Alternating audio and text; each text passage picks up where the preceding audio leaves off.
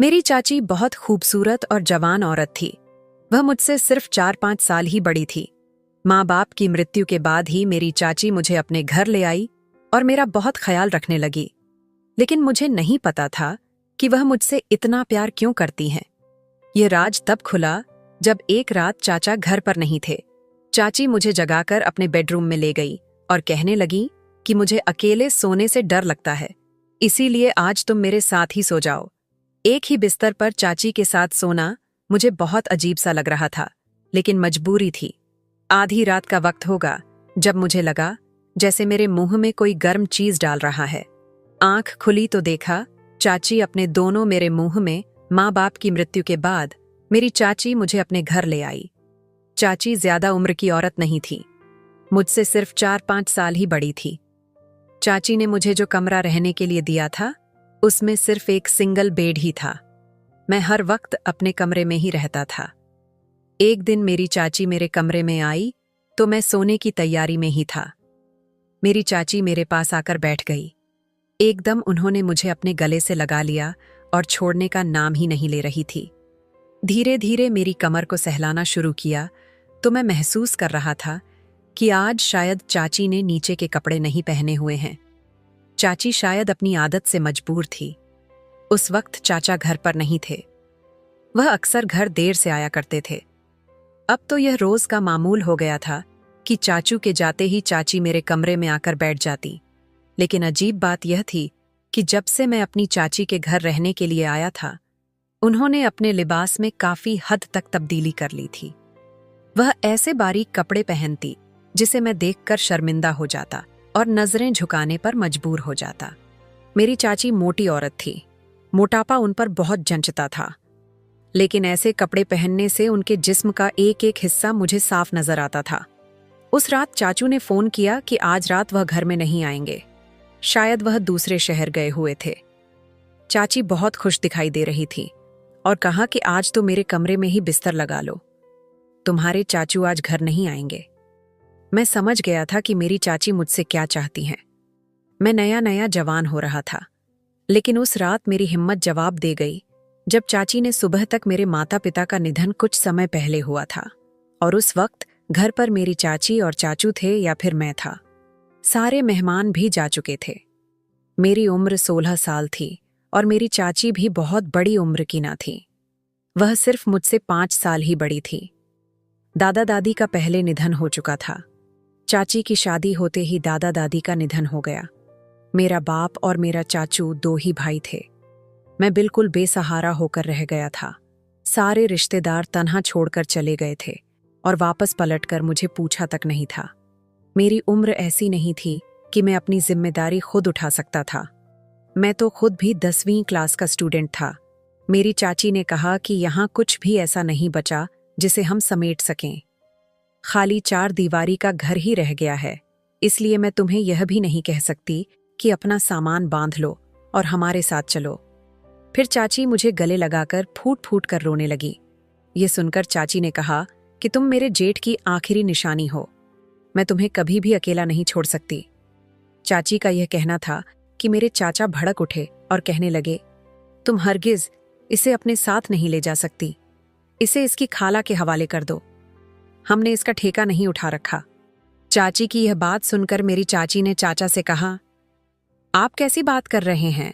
आप अपने भतीजे को कैसे यहाँ पर अकेला छोड़ सकते हैं? वह कहने लगे, मैं कुछ नहीं जानता, मैं इसे अपने घर में बिल्कुल भी नहीं रखूंगा। इसके ननिहाल का हक बनता है कि वे इसको संभालें। यह सुनना था कि मुझे अपनी बेबसी पर और ज्यादा रोना आ गया। मेरी जिंदगी का फैसला अब दूसरे कर रहे थे। चाची ने चाचा के सामने हाथ जोड़ दिए और कहने लगी, खुदा के लिए यह जुल्म ना करें, वह पहले ही बहुत बड़े सदमे से गुजर रहा है। मैं आपसे वादा करती हूं कि इसकी वजह से आपको कभी भी कोई मुश्किल पेश नहीं आएगी। चाचा कहने लगे कि तुम नहीं जानती, मेरा कारोबार छोटा सा है, मैं बम मुश्किल ही अपने घर का खर्चा चला रहा हूं, भतीजे की जिम्मेदारी नहीं ले सकता। मेरी चाची कहने लगी, हम यह घर किराए पर चढ़ा देंगे, इसकी मरम्मत भी करवा देंगे और भाई साहब की जो दुकान है उसे भी किराए पर चढ़ा देंगे और जो कुछ किराया आएगा उससे इसका खर्चा पूरा हो जाएगा और वह आप पर बोझ नहीं बनेगा। जैसे ही बड़ा होगा तो अपने कारोबार को संभाल लेगा। बस कुछ सालों की तो बात है। यह बात सुनकर चाचा खामोश हो गए, लेकिन उनके चेहरे पर नागूबारी के तासुरात अभी भी वैसे के वैसे ही थे। मैं चाची के साथ उनके घर चला गया। उनका घर 4 कमरों पर मुश्तमिल था। उसमें से एक कमरा चाची ने मुझे दे दिया, जो कि बहुत ही छोटा था, जिसमें सिर्फ सिंगल बेड ही मौजूद था और एक अलमारी थी। चाचा ने मेरा घर और दुकान दोनों किराए पर चढ़ा दिए। मुझे कपड़े भी दिला दिए थे, स्कूल में भी दाखिल करवा दिया। लेकिन मैं बहुत ही चुपचाप सा रहने लगा था। ना मेरा पढ़ाई में दिल लगता था और ना किसी और चीज में। हर वक्त मुझे अपने माँ बाप की याद आती रहती। एक बार मेरे कमरे में मेरी चाची आई और मुझे यूं उदास देखकर अपने साथ लगा लिया। तसल्ली देने लगी कि तुम फिक्र मत करो, आहिस्ता आहिस्ता तुम्हारा यह गम भी भर जाएगा। यह कहते हुए चाची ने मेरी कमर पर हाथ सहलाना शुरू कर दिया। पता नहीं क्यों, लेकिन मुझे अपने पूरे वजूद में एक सनसनी दौड़ती हुई महसूस हुई। मैं बुरी तरह से घबरा गया था। उस वक्त तक चाची ने मुझे अपने गले से लगाए रखा था और मेरी कमर पर बेखुदी से उनकी उंगलियां सफर कर रही थीं। मेरे दिल की धड़कनें अजीब अंदाजों से तेज हो रही थीं। मैं फौरन से उनसे दूर हट गया। यूं एकदम पीछे हटने पर मेरी चाची मुझसे नजरें चुराने लगी। फिर मेरे दोनों हाथ पकड़ लिए, मेरा जला हुआ बाजू देखने लगी। कहने लगी कि कितना गहरा जख्म है, लाओ मैं दवा लगा देती हूं। लेकिन मुझे अपनी चाची का अंदाज पता नहीं क्यों बहुत अजीब व गरीब सा लग रहा था। मुझे कुछ अजीब लग रहा था। मैंने अपना हाथ उनके हाथ से छुड़वा लिया। मैंने कहा नहीं, मैं खुद लगा लूंगा। लेकिन इसके बाद तो जैसे यह सिलसिला चल ही निकला था। सुबह सवेरे चाची सारे काम निपटाकर मेरे पास आकर बैठ जाती। मुझे तसल्ली देने के बहाने कभी मेरा गंदा सहलाने लगती, कभी मेरी कमर सहलाने लगती। मैं उनका हाथ पीछे कर देता।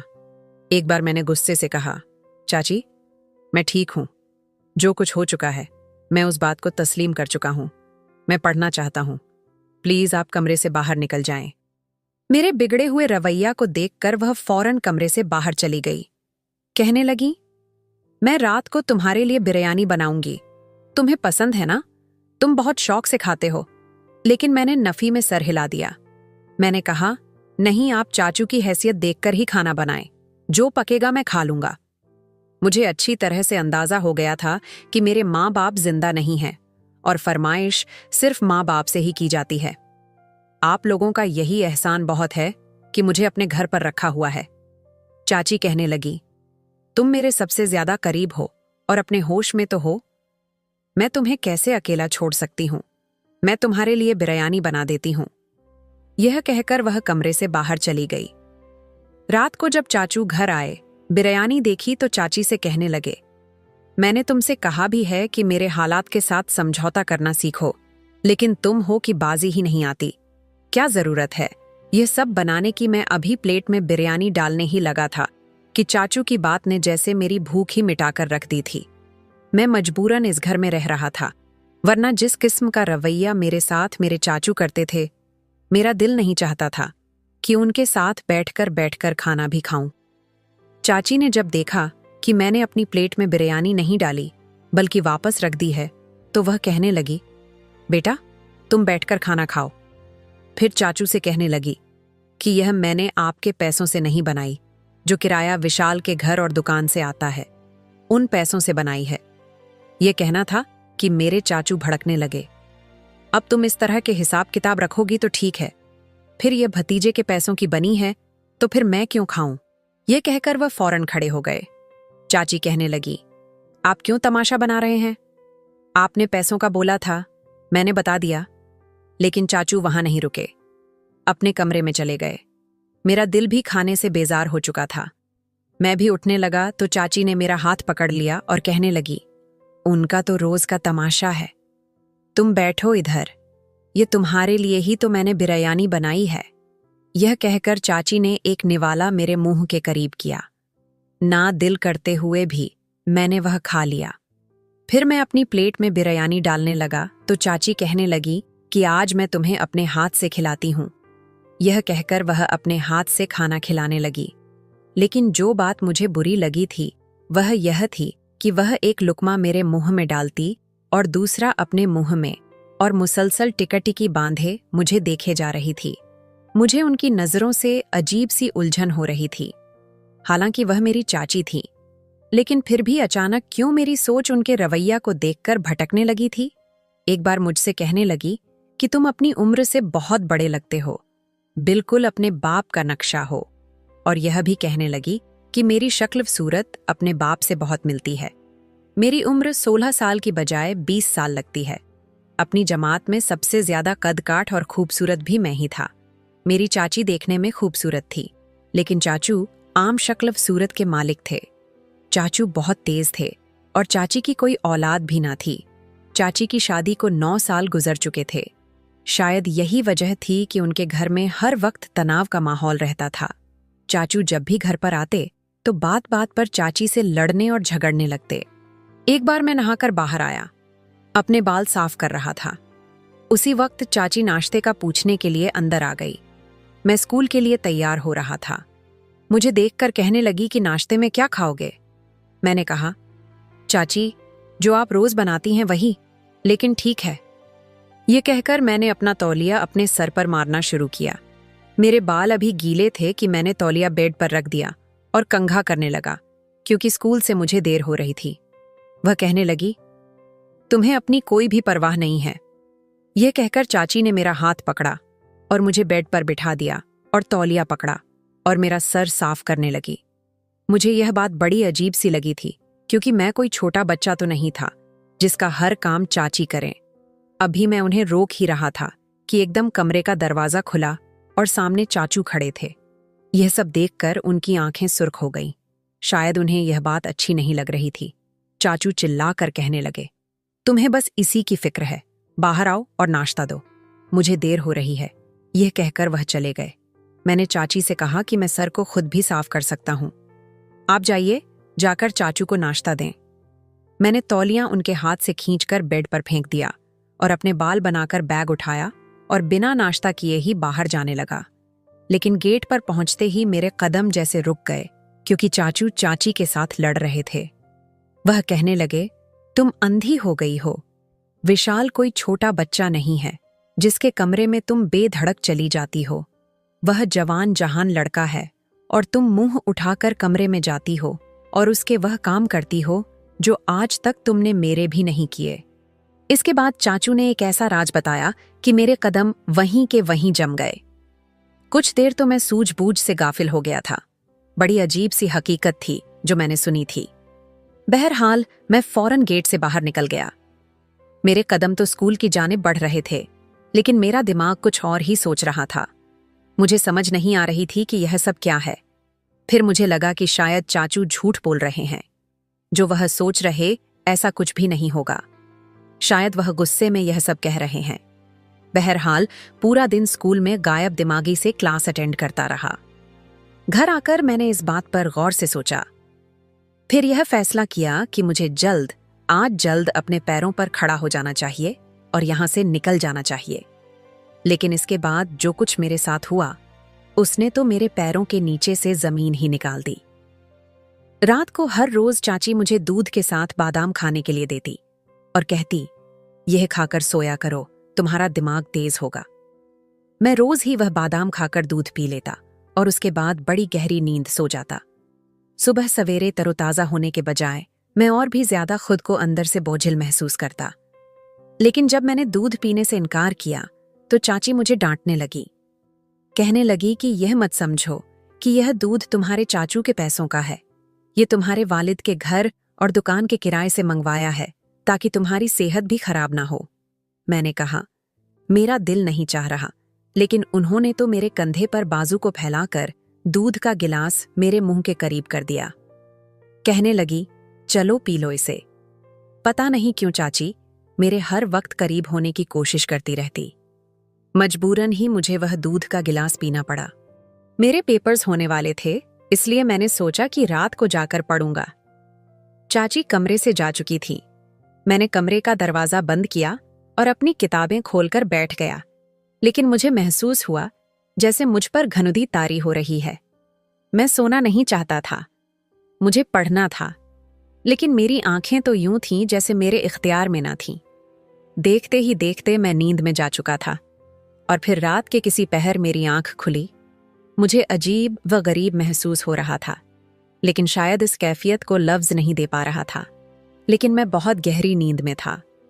इतनी गहरी नींद मुझे एहसास तो हो रहा था जैसे कोई अजीब सी आवाज मुझे आ रही है। दबी दबी आवाज थी, शायद बिल्लियों की थी या किसी औरत की। मुझे समझ ना आई। गहरी नींद की वजह से मेरी आंखें खुलने से कासिर थीं। मेरा दिमाग सुन्न होने लगा। जब मैं सुबह उठा तो मेरा जिस्म बेहद बोझिल था। मैं उठकर बैठा। मेरी किताबें बिखरी पड़ी थीं, क्योंकि मैं अपने कोर्स की किताबें पढ़ते पढ़ते ही गहरी नींद में सो गया था। लेकिन बेड पर कोई किताब ना थी। दूसरी बात जिसने मुझे हैरत में मुब्तला किया वह यह थी कि बेड की चादर दूसरी जानिब से बिखरी हुई थी। मैंने अपना घूमता हुआ सर पकड़ा, जो अभी अभी नींद की घनुदी में था। वॉशरूम जाकर ठंडे पानी से मैंने मुंह पर छींटे मारे।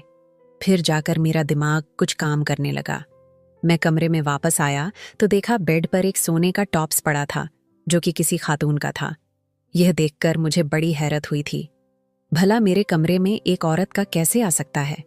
मैंने वह पकड़ा और मैं उसी के बारे में सोच रहा था जब कमरे का दरवाजा खुला और तेज कदमों से चाची अंदर आई। मैंने अपनी मुट्ठी में टॉप्स दबा लिया। मैंने कहा, जी चाची कहिए। वह बेहद परेशान थी, लेकिन गीले बालों से लग रहा था कि अब भी नहा कर आई हैं। कहने लगी, कुछ नहीं, वैसे ही तुम्हारे कमरे की चादर ठीक करने आई थी। मैंने कहा, रहने दें, मैं ठीक कर लूंगा। वह कहने लगी, नहीं, मैं कर देती हूं, तुम काम क्यों करोगे? मैंने कहा, चाची रात को मैं पढ़ते पढ़ते सो गया था। मेरी किताबें यहीं बिखरी पड़ी थीं, लेकिन सुबह तक तो सब कुछ समेटा हुआ था। कहने लगी, हां, मैं तुम्हारे कमरे में आई थी। तुम बेखबर सो रहे थे, इसीलिए मैंने किताबें उठाकर टेबल पर रख दी। मैंने इसके बाद कोई भी सवाल ना किया, लेकिन मेरे दिमाग में अजीब सी सोचें घूम हो रही थी। लेकिन फिर अचानक से मेरी नजर अपनी चाची के कान की तरफ गई तो मेरे होश उड़ गए। उनके एक कान में टॉप्स नहीं था और दूसरे में था। मैंने कहा, चाची आपका टॉप्स किधर है? ये कहना था तो उन्होंने फौरन से अपने कान को देखा। कहने लगी, पता नहीं कहीं गिर गया होगा या यहीं कहीं होगा। कहाँ जाएगा? हमारे घर में कौन सा कोई काम वाली आती है जो चोरी करके ले जाएगी? मैंने अपनी हथेली उनके आगे कर दी। उन्होंने मेरी हथेली को खोलकर देखा तो उनका टॉप्स मौजूद था। यह देखकर वह मुझसे नजरें चुराने लगी। अजीब बात यह थी, चाची ने मुझसे कुछ नहीं पूछा कि यह टॉप्स तुम्हें कहाँ से मिला, कहाँ से आया। मेरे वह टॉप्स लेकर कमरे से बाहर चली गई, लेकिन मेरा दिमाग घूम रहा था। यह सब क्या था? इसके बाद से मैंने अपनी चाची से और भी ज्यादा कतराना शुरू कर दिया। 1 महीना ही गुजरा था इस बात को कि चाची की तबीयत खराब होने लगी। उन्हें कुछ भी खाया पिया हजम नहीं हो रहा था। अब तो उनसे काम भी नहीं होता था। पूरा दिन सोई रहती। चाचू अलग जान का अजाब बनकर बैठ गए थे। कहने लगे, तुम्हें पता है ना, तुम बीमार होती हो तो मेरा घर उल्टा पड़ जाता है। चलो मेरे साथ तुम्हें डॉक्टर के पास ले जाता हूं। लेकिन चाची कहने लगी, वह डॉक्टर के पास नहीं जाएंगी, वह घर के टोटों से ही ठीक हो जाएंगी। लेकिन 3 दिन गुजर गए। चाची की हालत अभी भी खराब थी। मैंने कहा, चाची मैं आपको अस्पताल ले जाता हूं, लेकिन वह इनकार करने लगी। लेकिन जब उनकी तबीयत में कोई भी सुधार पैदा ना हुआ तो फिर चाचू उन्हें जबरदस्ती अपने साथ डॉक्टर के पास ले गए। लेकिन जब वापस आए तो चाचू आग बबूला हो रहे थे। सहन में ही चाची से लड़ना शुरू हो गए। तुम कैसे मेरे साथ यह सब कर सकती हो? मुझे समझ नहीं आ रही थी। चाचू उन्हें क्यों डांट रहे हैं? चाची अब पहले ही अपनी तबीयत की वजह से फीकी पड़ चुकी थी, लेकिन इस वक्त उनकी तबीयत और भी खराब हो गई थी। मैंने कहा, चाचू आपको नजर नहीं आ रहा, चाची की तबीयत ठीक नहीं है और आप उन्हें ऐसे क्यों डांट रहे हैं? मेरी बात सुनी ही थी कि उन्होंने मेरे मुंह पर एक जोरदार तमाचा दे मारा। फिर वह कहने लगे, सारे फसाद की जड़ तो तू है, बेगैरत, तुझे शर्म नहीं आती। अपनी चाची के साथ मुंह काला करते हुए। यह सुनना था कि मेरे होश उड़ गए। तो मैंने कहा, यह आप क्या कह रहे हैं? वह कहने लगे कि यह हामिला है। यह सुनना था कि मैं चुप हो गया। मैंने कहा, यह आपकी पत्नी है। अगर वह उम्मीद से हो गई है तो आपको तो खुश होना चाहिए। कई साल से आप बेऔलाद हो। और अब अगर ऊपर वाले ने आपको औलाद की नेमत से नवाज दिया है तो बजाय आप शुक्र अदा करने के और खुश होने के, आप उल्टा इल्जाम लगा रहे हैं, और वह भी मुझ पर। आप होश में तो हैं? यह मेरी चाची लगती हैं। मैं कैसे कोई गुनाह कर सकता हूं? यह तो बिल्कुल मेरी माँ जैसी है। मेरा यह कहना था कि चाचू कहने लगे, मैं एक बांझ मर्द हूं, औलाद पैदा नहीं कर सकता, और यह तुम्हारी चाची है, तुम्हारी माँ नहीं है। मेरे सामने मासूम बनने की कोशिश मत करो। जो कुछ तुम दोनों ने किया है, मैं कभी भी इस औरत को अपने साथ नहीं रख सकता। मुझे तो लग रहा था कि किसी ने मेरे सर पर कोई बम फोड़ दिया हो। यही बात उस वक्त चाचू ने मेरी चाची से की थी, जब उस दिन मैं स्कूल जाने लगा था, और यह बात सुनकर मैं वहीं रुक गया था। लेकिन मैंने इस बात को इतना संजीदगी से नहीं लिया था। मुझे लगा था कि चाचू यह सब गुस्से में कह रहे हैं। हकीकत ये नहीं हो सकती। मैं तो अभी इन सोचों से बाहर निकला नहीं था जब चाचू चाची को तलाक देने लगे और कहने लगे कि निकलो यहां से बाहर। चाचू ने हम दोनों को धक्के मार के बाहर निकाल दिया। चाची रोए जा रही थी। वह वक्त ऐसा नहीं था कि मैं उनसे कोई सवाल जवाब करता, इसलिए मैं उन्हें अपने घर ले आया। वहां के किराएदारों को भी 2 दिन का वक्त दिया कि वह घर खाली कर दें। मैं कमरे में चाची को लेकर बैठ गया, लेकिन मैं समझ नहीं पा रहा था कि उनसे बात कैसे शुरू करूं। मैंने कहा कि आप शायद मुझे नशे का दूध देकर गुनाह करती थी। चाची, आपने ये सब क्यों किया? माना कि आप मेरी माँ नहीं हैं, लेकिन मैंने आपको हमेशा माँ का दर्जा दिया था। लेकिन चाची ने मुझे कोई जवाब ना दिया, बस मुझे अजीब नजरों से देखने लगी। किराएदार जा चुके थे। उस घर में सिर्फ मैं और मेरी चाची ही रह गए थे। मैंने उनसे कहा कि यह गुनाह अपने वजूद से खत्म कर दें, क्योंकि मैं किसी भी रिश्ते को नहीं जानता, नहीं मानता हूं। चाची ने तब मुझे कोई जवाब ना दिया। 9 माह का वक्त ऐसे ही गुजर गया था, लेकिन जैसे ही उनके घर में बेटी पैदा हुई, उन्होंने उसका DNA टेस्ट करवाया, जो कि उसके पति के साथ मैच था। फिर चाची ने मुझे सारी हकीकत बताई। कहने लगी, मेरा पति बांझ था, लेकिन काबिले इलाज था, लेकिन इलाज नहीं करवाता था। लेकिन फिर भी मैं चोरी छिपे उसे हकीम की दवा पिला रही थी। उसे पिलाने के बाद वह बिल्कुल बेकाबू हो जाता था, तो मैं इसीलिए तुम्हें नींद की दवा देती ताकि तुम कमरे से बाहर ना निकलो। यह बच्चा मेरे पति का है। अगर मैं पहले उसे यकीन दिलाती तो मेरी एक बात ना सुनता, इसलिए मैंने उसे पहले ही पैगाम भिजवा दिया था कि यह तुम्हारी बच्ची है, तुम इसका DNA करवा लो। अगर यह तुम्हारा बच्चा ना हुआ तो मुझे बेशक उसी वक्त तलाक दे देना, और अगर यह बच्चा तुम्हारा हुआ तो फिर मुझे अपना लेना। और तलाक देते वक्त भी उसने मुझसे कहा था कि अगर यह उसका बच्चा नहीं है तो उसने मुझे तलाक दी। अब जबकि यह उसका बच्चा है तो फिर मुझे तलाक नहीं हुई, क्योंकि उसने शर्त रखी थी। मुझे याद आने लगा, वाकई चाचू ने यही अल्फाज अदा किए थे कि वह इस सूरत में मेरी चाची को तलाक देंगे कि अगर यह औलाद उनकी ना हुई तो चाची को, जबकि यह बात साबित हो चुकी थी, तो चाचू चाची को लेने आ रहे थे। लेकिन मैंने जाने से इनकार कर दिया। मैंने कहा, मैं अपने घर में अकेला रह सकता हूं, अपने बाप की दुकान भी संभाल लूंगा, लेकिन मैं नहीं चाहता कि मेरी वजह से आपकी जिंदगी किसी आजमाइश में पड़ जाए। चाची कहने लगी कि तुम्हें अगर यह लगता है कि मैंने तुम्हारे साथ कुछ गलत किया है तो ऐसा कुछ नहीं है। मैं तुम्हें अपना बेटा समझती हूं, और उस दिन जो टॉप्स मेरा गिरा था वह शायद तुम्हारी किताबें उठाते वक्त गिर गया होगा, लेकिन सारी गलतफहमियां दूर हो गई हैं। मैंने फिर भी अपनी चाची की बात ना मानी और अपने घर में ही रहने लगा। मुझे जो मुनासिब लगा था मैंने वही किया। तो दोस्तों, कैसी लगी आपको आज की हमारी ये कहानी? मैं आशा करती हूं कि आपको कहानी जरूर पसंद आई होगी। अगर आपको कहानी पसंद आई हो तो वीडियो को लाइक करें और अपने दोस्तों के साथ शेयर भी जरूर करें।